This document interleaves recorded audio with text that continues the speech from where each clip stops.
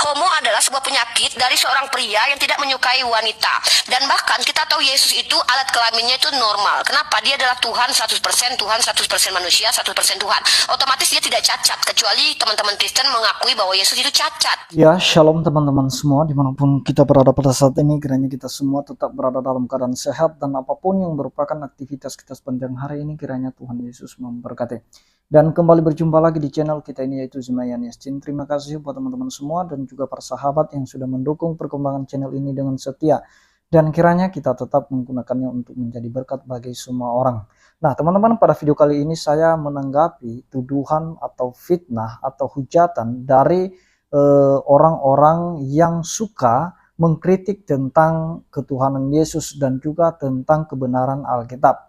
Di mana kita tahu di akhir-akhir ini begitu banyak muncul saudara-saudara kita polemikus tampil di YouTube untuk menghujat Kristus, untuk mengolok-olok Kristus. Bahkan kali ini yang kita bahas teman-teman, ada seorang wanita yang menuduh Yesus bahwa Yesus itu adalah homo karena dia tidak menyukai seorang wanita. Dan juga dia berkata bahwa Yesus itu normal, dia punya nafsu seks. Dan dia berkata untuk apa kelaminnya itu kalau hanya buang air kecil doang. Nah jadi teman-teman, itu yang perlu kita jawab karena mereka memfitnah, menuduh tanpa ada dasar dari kebenaran itu sendiri. Jadi oleh karena itu teman-teman, mari kita tonton videonya yang berikut ini. Homo adalah sebuah penyakit dari seorang pria yang tidak menyukai wanita. Dan bahkan kita tahu Yesus itu alat kelaminnya itu normal. Kenapa? Dia adalah Tuhan 100%, Tuhan 100% manusia, 100% Tuhan. Otomatis dia tidak cacat, kecuali teman-teman Kristen mengakui bahwa Yesus itu cacat. Alat kelamin Yesus yang disunat pada umur dia ke-7 hari itu pasti normal.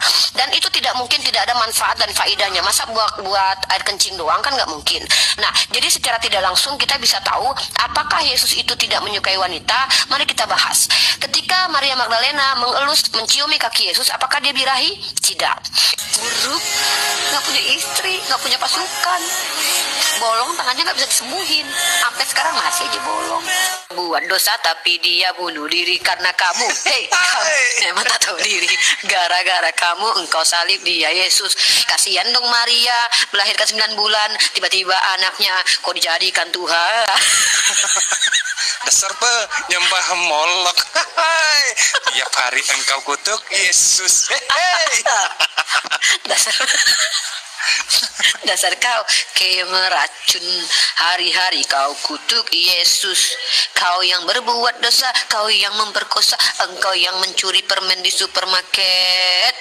Hei, kau tak tahu diri, kau berbuat dosa tapi Yesus bunuh diri. Hei.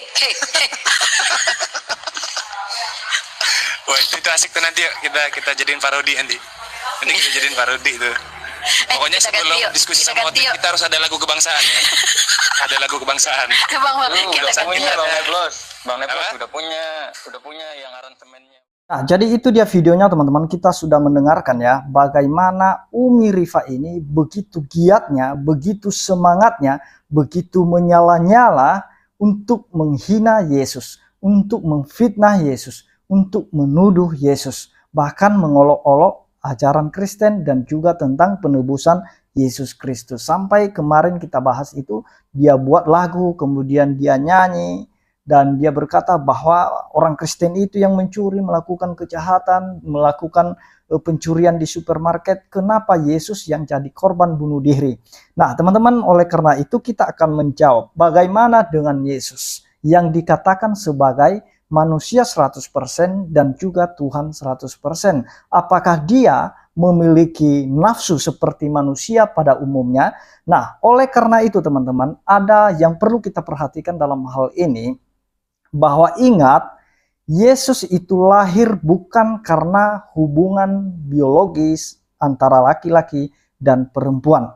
Yesus itu berasal dari Allah, dialah firman. Dan ketika firman itu jadi daging, tentu saja dia tidak memiliki nafsu seperti manusia pada umumnya yang dilahirkan dari hubungan biologis. Itu yang pertama.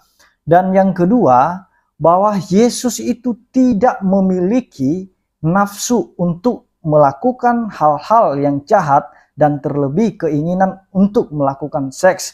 Karena kita tahu dari perkataan Yesus sendiri berkata bahwa menginginkan saja, jangankan kita melakukan zina secara fisik, tetapi menginginkan saja seorang perempuan atau istri orang itu sudah berzina dalam hati.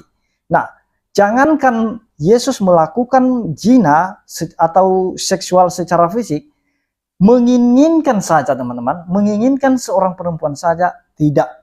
Nah, kenapa? Apakah karena dia tidak normal? Bukan, karena dia tidak memikirkan hal-hal yang jahat.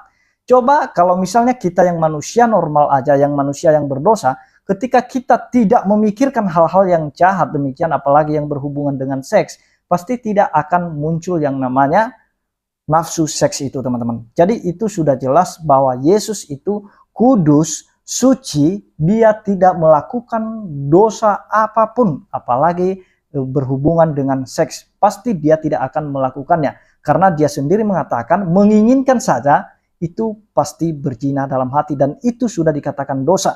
Nah, bagaimana Yesus melakukan hal yang seperti itu, sedangkan menginginkan saja dia tidak mau. Nah, kenapa? Karena dia tidak memiliki tabiat dosa dalam dirinya. Karena dia dilahirkan bukan karena hubungan biologis manusia. Nah, jadi itu yang perlu teman-teman perhatikan, yang perlu para polemikus perhatikan. Jangan hanya menuduh bahwa Yesus itu homo lah, untuk apalah alat kelaminnya. Itu kan sebenarnya mereka ini sudah kelewatan ya teman-teman. Sudah kelewatan, itu memfitnah, menghina, menista ajaran kekristenan. Nah, tetapi sampai sekarang teman-teman ya, kenapa orang Kristen tidak mau melapor lagi ke polisi? Karena dilapor pun kita tahu seperti Julius itu sudah dilaporkan oleh Muriwali, pendeta Muriwali ya. Tapi bagaimana respon pihak penegak hukum?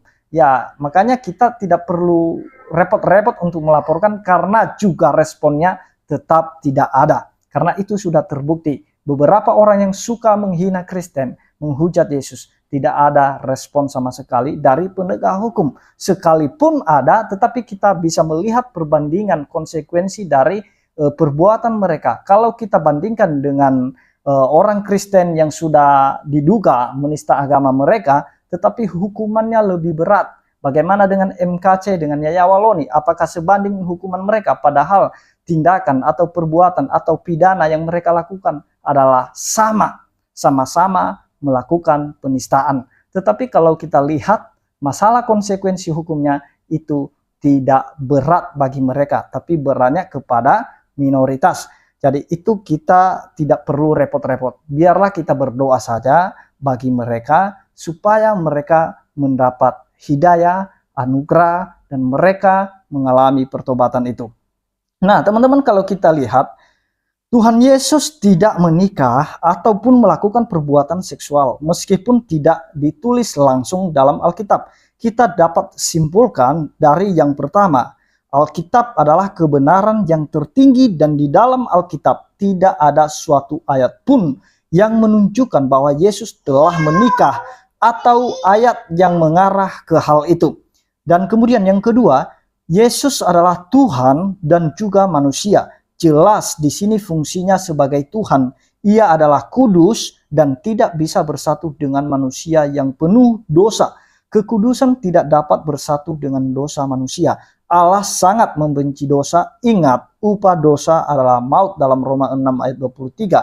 Dan semua manusia berdosa dalam Roma 3 ayat 23. Dan yang ketiga teman-teman, Tuhan Yesus datang ke dalam dunia adalah untuk menyelamatkan manusia berdosa. Hanya itu, tidak ada hal lain, dan itu telah dilakukannya di atas kayu salib.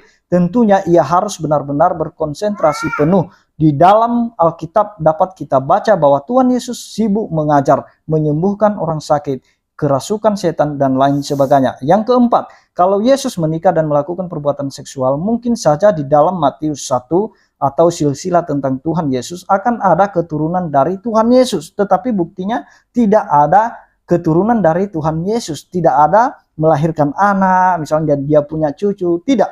Nah, yang kelima, Meskipun dalam kebiasaan Yahudi menikah adalah suatu kewajiban, tetapi ada juga beberapa tokoh Alkitab seperti Paulus dan Barnabas dan Yohanes Pembaptis yang tidak menikah. Jadi tidak dapat disimpulkan bahwa karena kebiasaan begini, maka Tuhan Yesus juga harus menikah dan melakukan perbuatan seksual. Dan yang keenam teman-teman, kalaupun Yesus memang tidak menikah, bukan berarti pula Yesus dimungkinkan pernah melakukan perbuatan seksual. Perbuatan hubungan seksual di luar pernikahan adalah zina. Dan sesuatu dengan ajarannya sendiri, Yesus mengajar tentang perzinahan. Yesus mengajar murid-muridnya menjunjung tinggi kesucian perkawinan. Bahkan perzinahan dalam pikiran pun sudah termasuk zina. Dan yang ketujuh teman-teman, kelahirannya yang bukan hasil pembuahan benih laki-laki atau hasil hubungan seksual, melainkan dari Roh Kudus, Matius 1 ayat 20, cukup memberikan alasan bahwa Yesus tidak melakukan hubungan seksual. Karena itu bukan kodratnya. Dia adalah Allah yang menjelma. Kelahirannya adalah dari Roh Kudus, benih ilahi yang murni. Jadi jelas teman-teman ya, jadi itu fitnahan mereka atau tuduhan-tuduhan mereka yang selama ini tersebar di YouTube, itu mereka melakukan fitnahan tanpa dasar, tanpa kebenaran. Demikian yang saya sampaikan, kiranya Tuhan Yesus memberkati kita semua. Shalom.